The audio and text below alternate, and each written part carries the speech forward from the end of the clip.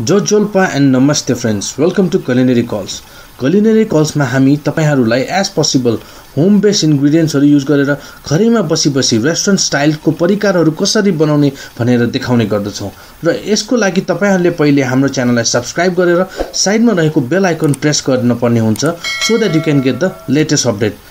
अनि यस्तै मिठो मिठो परिकारहरूको रिटर्न रेसिपी चाहिएमा मेरो ब्लगमा पनि हेर्न सक्नुहुन्छ, जसको लिङ्क मैले तल डिस्क्रिप्सनमा दिएको छु। So let's get started. Okay, so यो जाडो मौसममा चाहिँ आज हामी बनाउन जानु भेजिटेबल पकौडा। सो यसको लागि चाहिँ हामीले आज लिएको छौँ फर्स्टमा। सो यसलाई हामीले अलिकति छोटो छोटो अलि मसिनो अलि लाम्चो पारेर काटेको आलु लिएको छौँ। त्यसरी नै हामीले गाजर लिएको छौँ, लाम्चो पारेर काटेर मसिनो लाम्चो पारेर काटेको बन्दा लिएको छौँ, मसिनो लाम्चो पारेर काटेको प्याज लिएको छौँ, चप गरेको चाहिँ ग्रिन चिली लिएको छौँ। र त्यसपछि यसको लागि हामीले अर्को लिन्छौँ। आज चाहिँ मसलामा चाहिँ यसको लागि आज हामी लिन्छौँ बेसार, नुन, खोर्सानी, जिराको धुलो, ज्वानो, अनि त्यसपछि बेसन अनि चामलको पिठो लिन्छौँ। र त्यति राखेर चाहिँ हामीले आज भेज पकौडा बनाउँछौँ। ओके, सो अब हामी पहिले सुरु यो भेजिटेबलहरूलाई मिक्स गर्छौँ। सबै भेजिटेबललाई राखौँ। काउली, सिमीहरू पनि राख्न सक्नुहुन्छ, मैले आज यति मात्र राखेँ।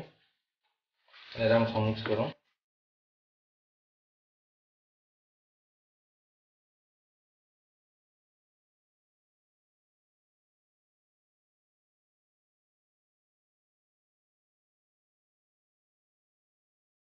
अब यसपछि चाहिँ हामी यसमा मसलाहरू राख्छौँ।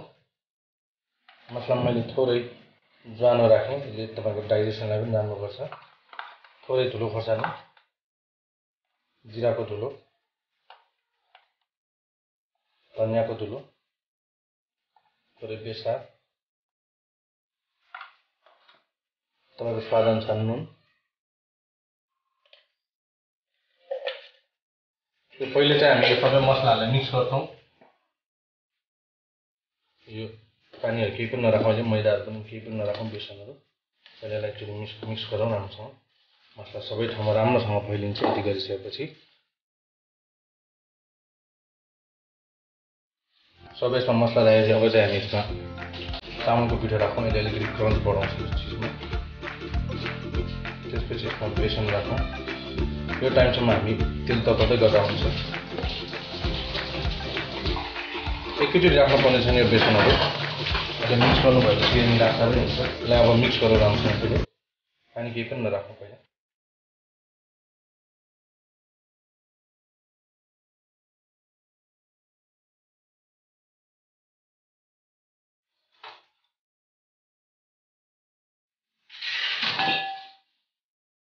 एकचोटि काटो न।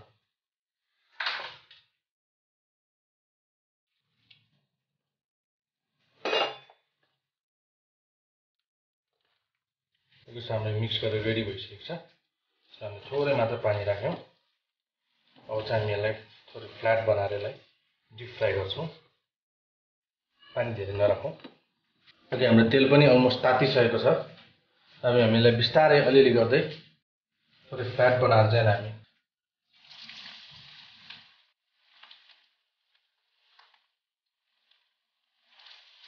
यसरी हातैमा यसरी फ्ल्याट बनाउँछौँ। राम्रो पाक्छ त्यो।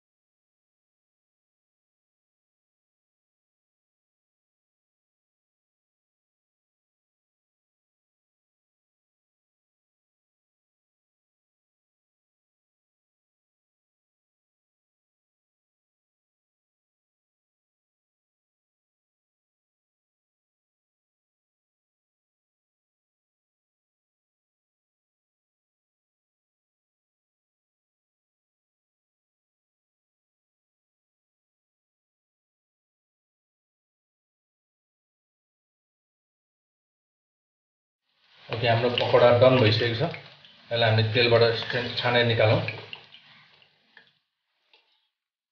हामीले गोल्डन फ्राई गरिसकेका छौँ हजुरसँग हेर्दै कुरकुरा देखिन्छ पकोडा पनि